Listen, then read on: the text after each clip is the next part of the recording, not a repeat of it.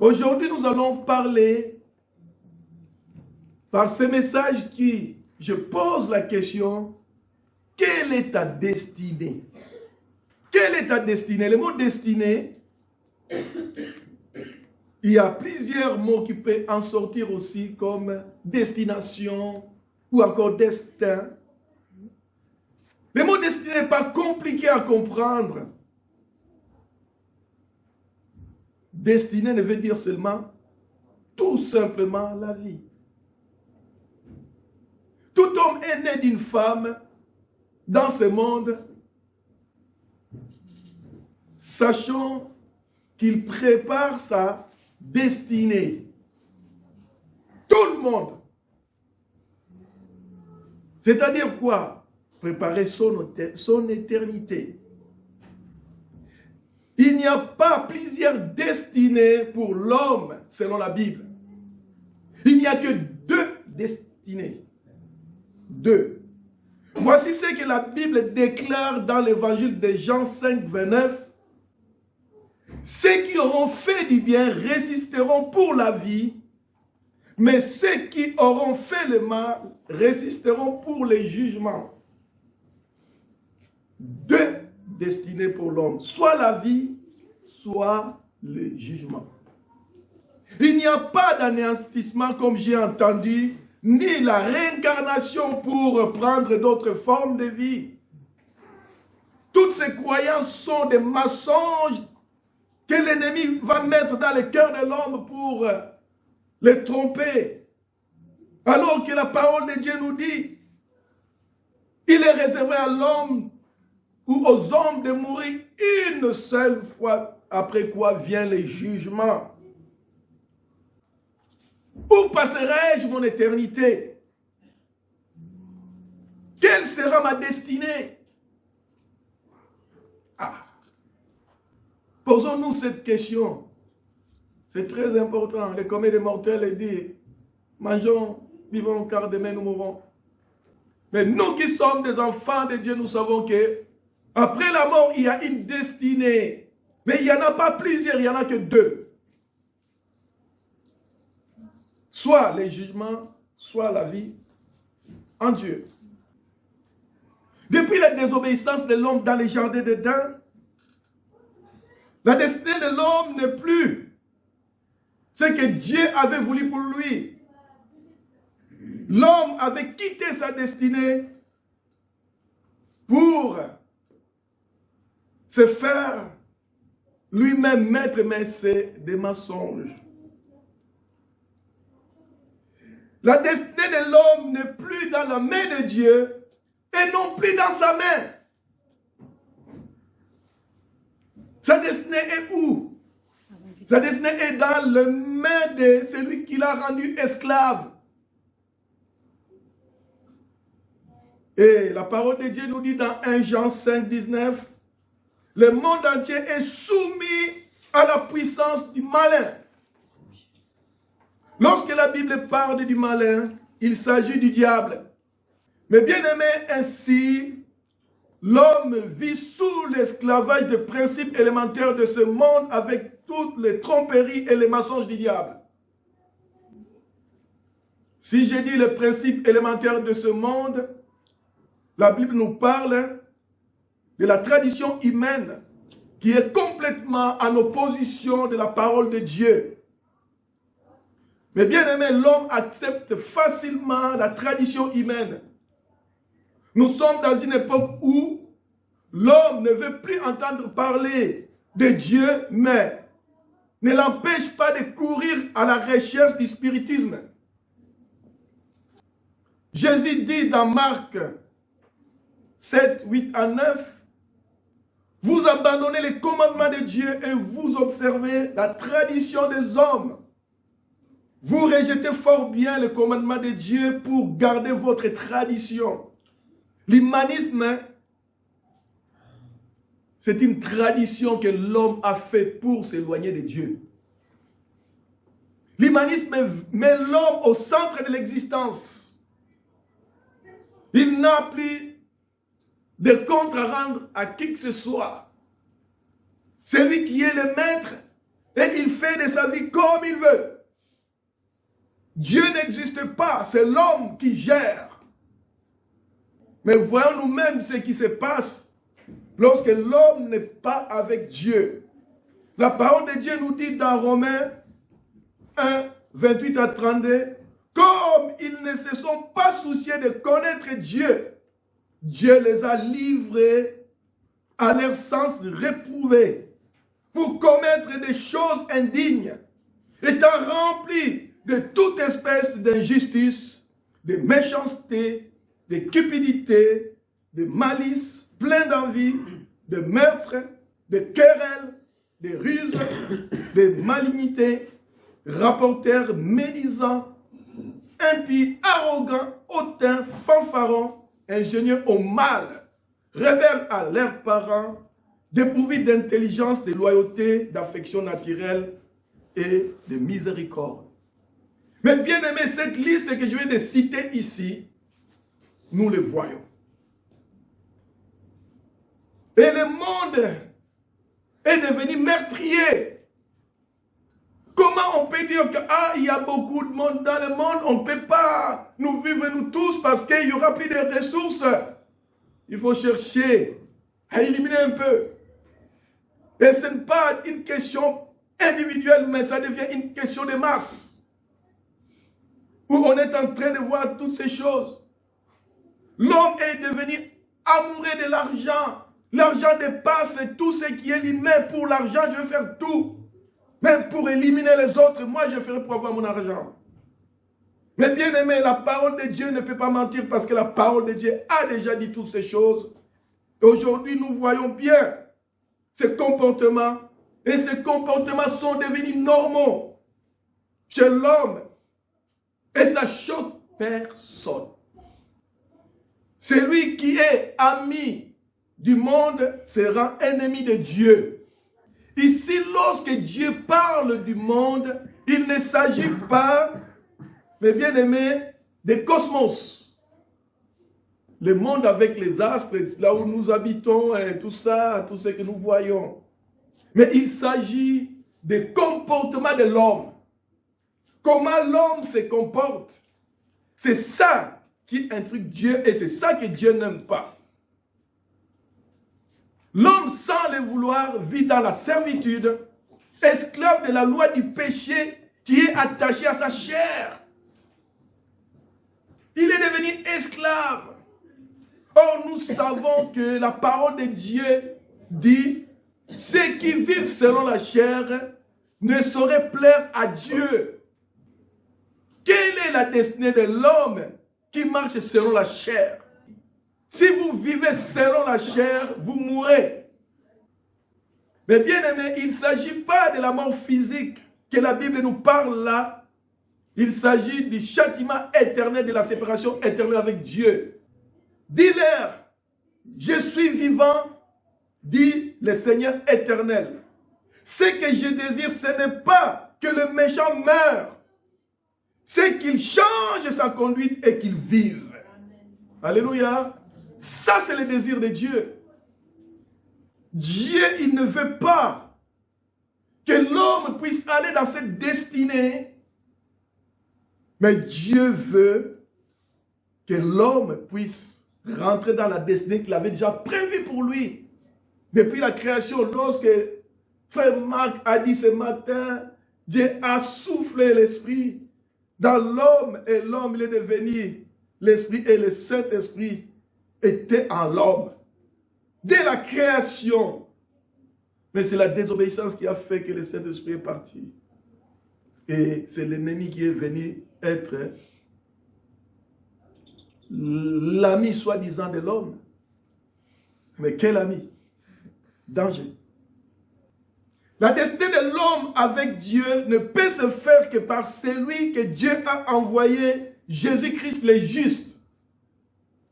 Il n'y a pas d'autre solution. Il est le seul qui change la destinée de l'homme à condition que tu l'acceptes comme ton Seigneur, comme ton Maître. Il est celui qu'on appelle le Rédempteur du monde. Tout l'humanité était condamnée au jugement de Dieu. Mais Jésus, le juste, s'était fait pécher en mourant sur la croix de Golgotha pour racheter l'humanité du péché par son sang. Alléluia. Amen.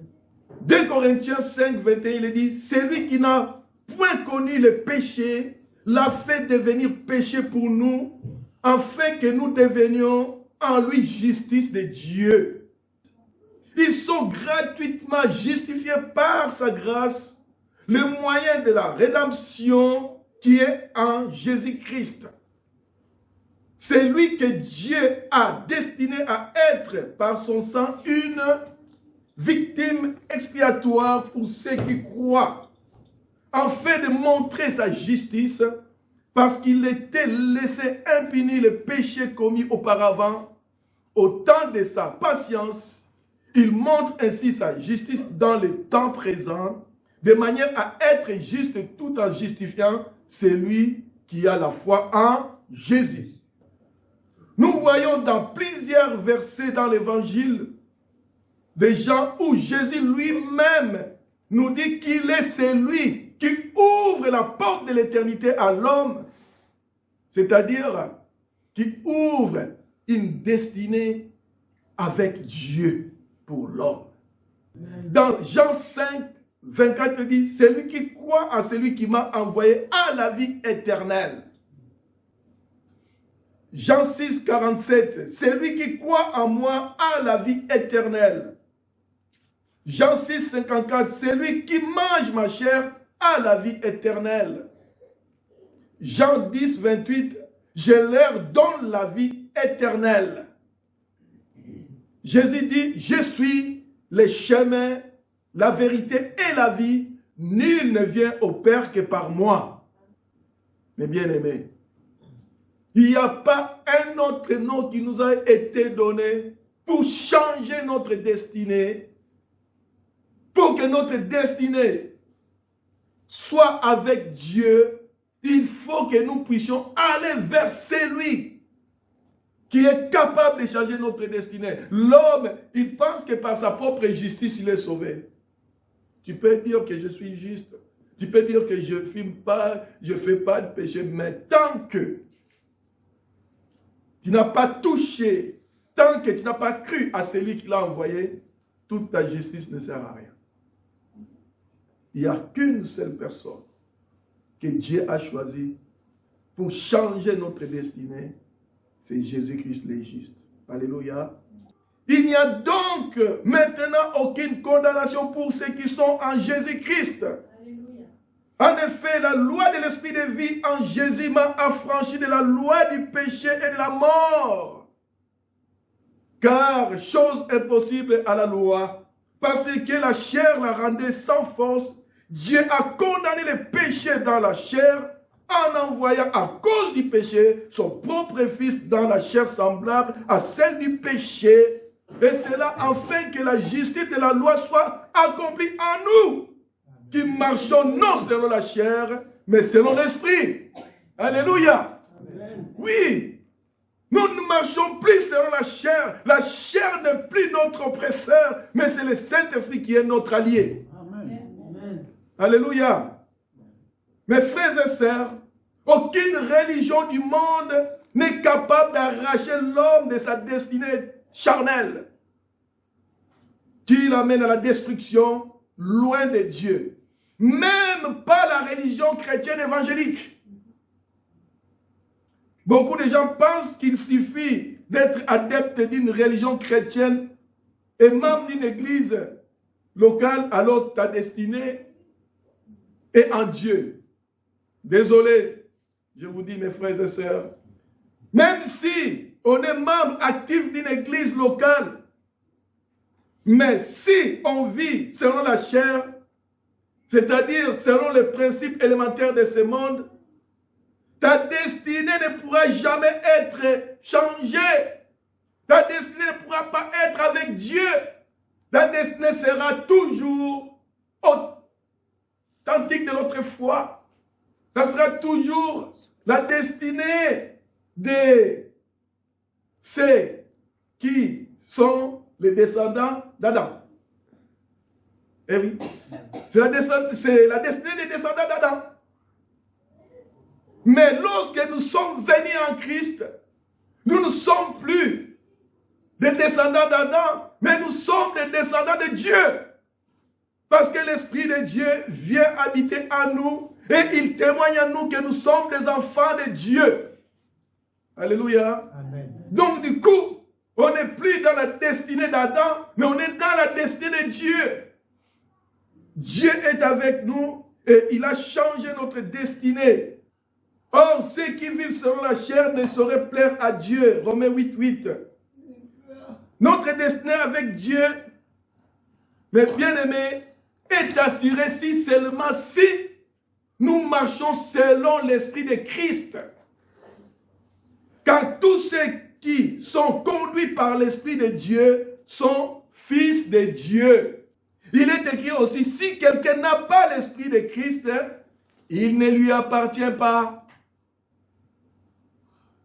C'est le Saint-Esprit qui nous conduit dans cette destinée. On ne peut pas aller dans cette destinée, dans cette vie ou dans cette destination si on n'a pas le Saint-Esprit en soi. Persévérons dans la loi de l'Esprit, persévérons dans la voie de l'Esprit, persévérons dans l'amour de l'Esprit. Mes bien-aimés, car c'est pour la liberté que Christ nous a affranchis. Demeurez donc fermes et ne vous laissez pas mettre de nouveau sous le joug de la servitude.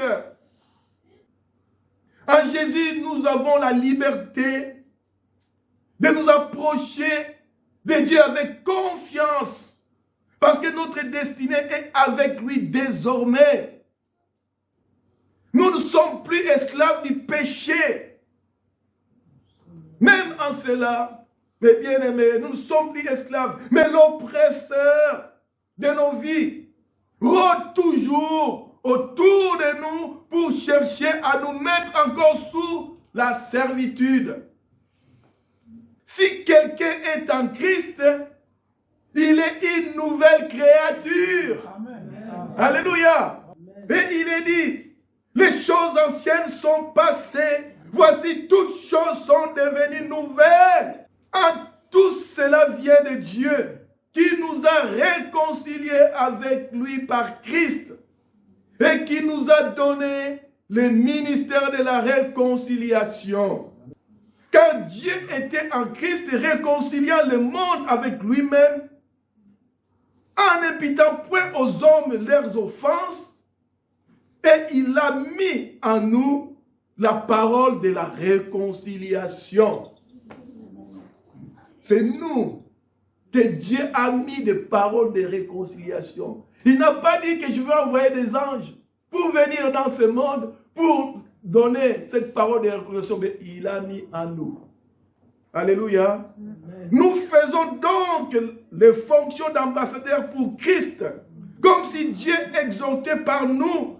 Nous vous en supplions au nom de Christ, soyez réconciliés avec Dieu. Et bien aimé, l'Église est le ministère de Dieu dans le monde pour réconcilier le monde avec lui par Jésus-Christ. Nous sommes dans l'Église, nous ne sommes pas une religion, mais nous sommes le peuple de Dieu que Dieu a choisi pour aller annoncer les paroles de la réconciliation des hommes avec Dieu. Nous avons été réconciliés avec Dieu par Jésus-Christ. Et Jésus-Christ nous dit, allez aussi annoncer aux autres, afin que leur destinée soit changée, afin qu'eux aussi puissent rentrer dans la destinée avec Dieu. Et c'est pour cela, mes bien-aimés, je prie pour que nous ayons le cœur de compassion. Comme je dis, la devise de notre église, c'est quoi? J'aime Jésus avec passion et mon prochain avec compassion. Amen. Alléluia. Amen. Et c'est comme ça que nous verrons, mes bien-aimés, le monde va changer. Si l'Église fait son ministère, le monde va changer. On ne verra pas tout ce qui se passe aujourd'hui. On ne verra pas toutes les tromperies de l'ennemi qui est dans le cœur des gens, qui vivent dans des angoisses, dans des stress, dans beaucoup de choses. Mes bien-aimés, je vous dis, lorsque je regarde ça, je dis, Seigneur, tu nous as donné ce ministère. Qu'est-ce qu'on en fait de ce ministère? Je n'accuse personne. Ce n'est que la parole de Dieu que je vous partage encore ce matin. Restons fermes sur les chemins que nous marchions selon l'Esprit, afin que nous puissions vivre véritablement les noces de l'agneau. Que le nom du Seigneur Jésus soit béni. Amen. Amen. Amen.